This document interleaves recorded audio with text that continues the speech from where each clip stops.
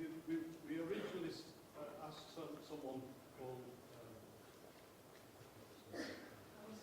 Alistair Burns from the base that the Department of Health is in lots of places. But unfortunately he couldn't be in this place today, and we're very pleased that David Jolley could, Professor David Jolley could take his place.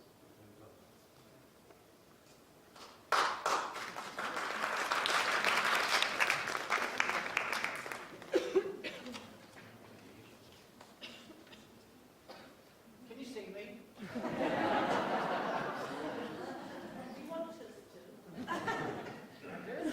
It's a question whether I've got to stand on this chair. Can you hear me? Okay. Because sometimes anyway, as long as you can hear me, that's fine. What a fantastic thing to see you all here. Yeah? Cold outside. I think some of you ought to take a few layers off because you won't feel the benefit. So I'm here instead of Alistair. Alistair's younger than I am. He's still running around the country doing all sorts of things, so he's off down to London this afternoon, and, telling people the tale and hopefully getting resources. So my role, I think, is to say, well, what is this condition, dementia? Is it something strange and peculiar that's been recently invented, or has it been around a while? Would you recognise it, fell over it? And what can we reasonably do to help people who have this condition? And are they all that different from the rest of us? Is that okay? That sort of thing. And it's marvellous to know, I've been very pleased to be sitting near a policeman and a fire brigade person, because I know I'm going to be safe. Is that right? Serious people, serious business. Some of what I was going to say, of course, has already been said. Dementia exists. Why are you here? Why have you come? Why have you come?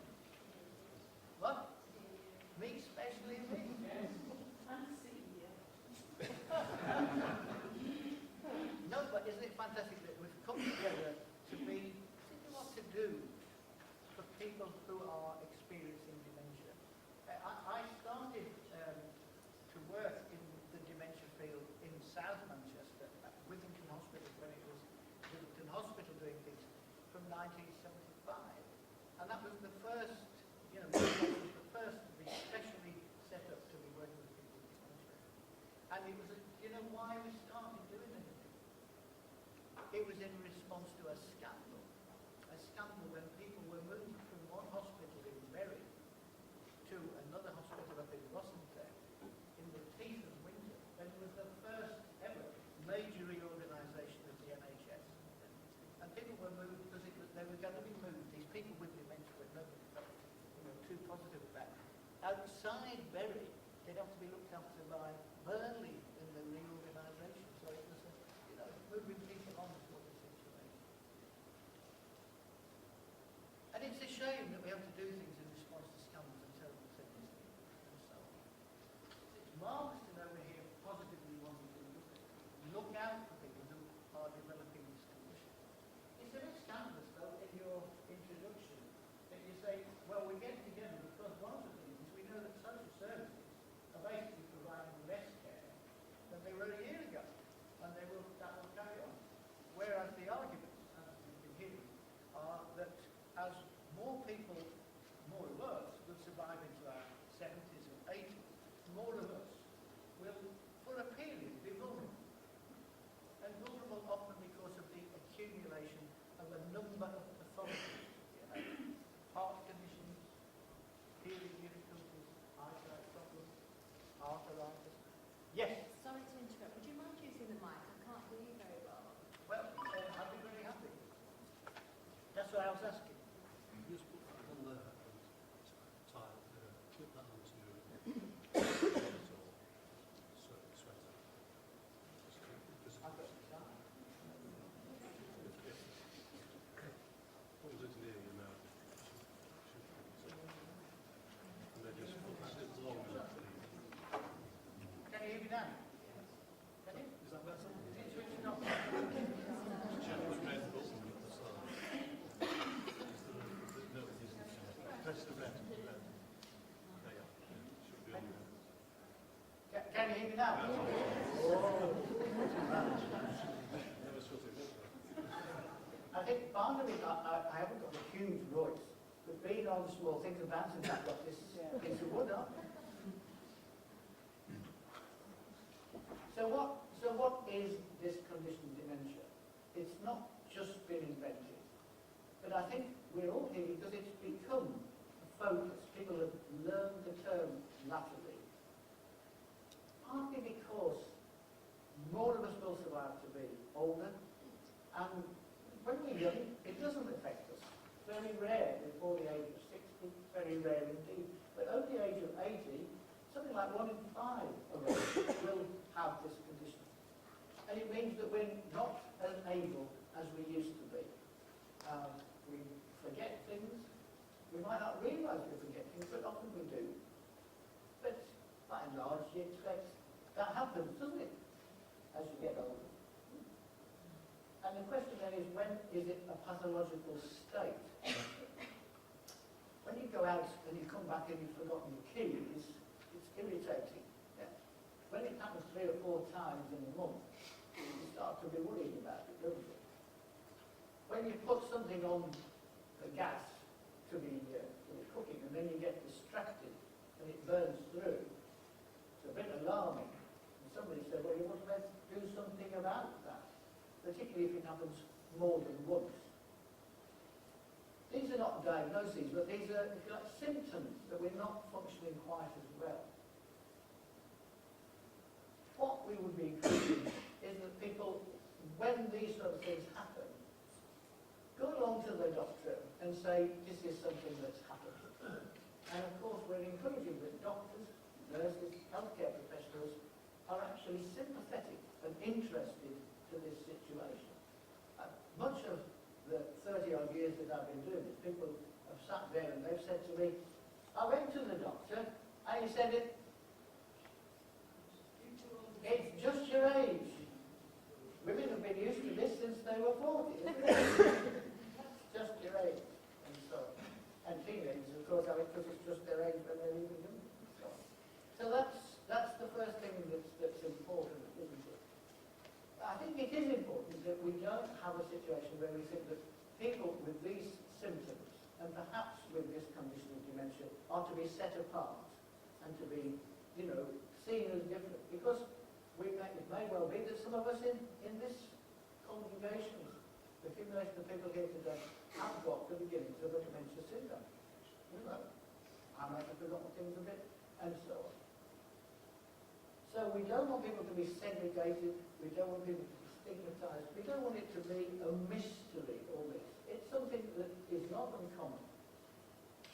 It's rare before the age of 60, it becomes really quite common over 20, and it makes people vulnerable. Often in association with perhaps being by themselves or living with another frail partner, and often in association with other pathologies. Impairment of hearing, eyesight, mobility, and so on. One of the things that you're keen on is that a good diagnosis is made. And the interesting thing is, by and large, people seem to think about that in terms of a positive diagnosis. That is, that you have dementia. But of course, sometimes you have those symptoms.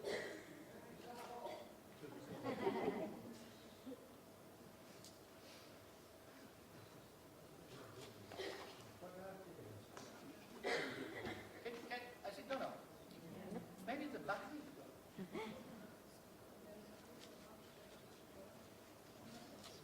If I stand out here, is it better? Yes. Can you see me better? How long did it go? What were we doing? We were doing diagnosis. It's because with those symptoms, you may have what will turn out to be a progressive dementia, but you may have something else going on, or nothing going on at all.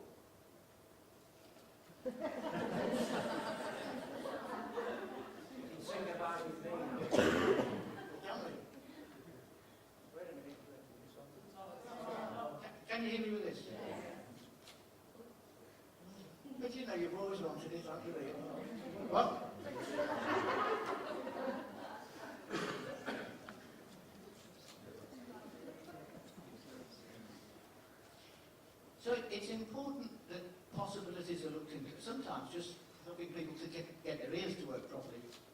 they can hear things and understand things, or see things, and so on. Sometimes it's a question of language that people haven't understood all of this, that and the others and so on. So taking someone to be seen early is important. Now what's happening at the moment? I mean, what's your experience? When someone's got those sort of symptoms, where do you go to in Manchester and what happens? Right? And what happens there? And they send you to the hospital. Why? For some what? Some neurological tests. And how long does it take to get them? Anybody? A month? Oh, months. Many months. Where are those tests done? In a memory clinic. Okay, and when you've been to the memory clinic, when you get to the memory clinic and you do the tests, what happens then? I'm going to be arrested for this, I'm telling you. Hey? You're going to get a scan, another day you get a scan. And then when you got the scan, how long have you been at this so far? How long have you been doing this so far? You've gone to the years! Well, anyway, you're making the point that I wanted to make. It's difficult, isn't it?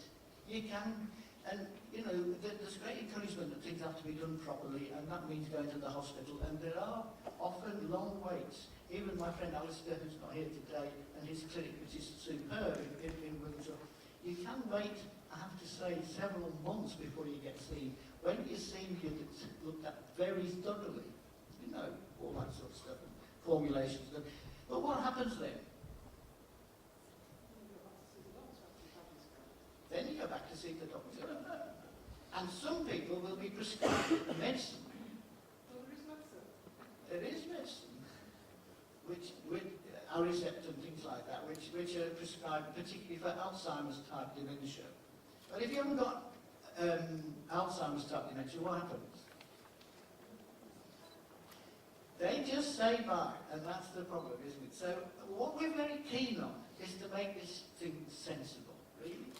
And really, a lot can be done without the complications of being at the hospital. And what Alistair's starting to do, and I've been doing for the past 6 years, actually, in the Midlands, is to take specialist skills into primary care. Because most people are quite prepared to see their doctor. Not everybody wants to be carted up to a memory clinic. And certainly if it's going to take some months. So I would like to see you encouraging primary care to see this as one of the things they know about, and work with the specialist rather than sending them to them. Because I'll tell you what they'll do, they'll always send them back. The importance of diagnosis is just to clarify, you know, what's going on? Are there treatable components here? Where there aren't, to accept them, to understand them, and to be prepared then to follow things through.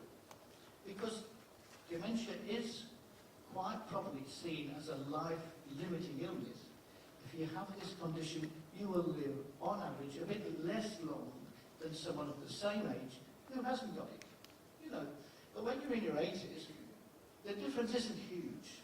You're going to live for quite a long time. And most of the time, you're going to be dealt with as an ordinary person who's forgetful, but who's vulnerable, who needs to be cared for, who needs there to be planned. Perhaps if you're at home with your wife, it's not so bad, because she understands you. She's known you for a long time. What happens if you have to go to hospital for something else? What happens when you go into Manchester Royal Infirmary and you're forgetful? And you might not always... What? Somebody would go... I know, but you have to... Then they go home. Then they go home at night. And meal times, what happens then? You're on your own. Have you not eaten it? Did you not like it? We'll take it away. So, I mean, there have been embarrassing reports, haven't there, over the past 2 or 3 years, that people are, it's not understood. So, the infirmary and other hospitals, similarly, have become much more aware. But it is important that ordinary people are supportive of the hospitals and of the care homes.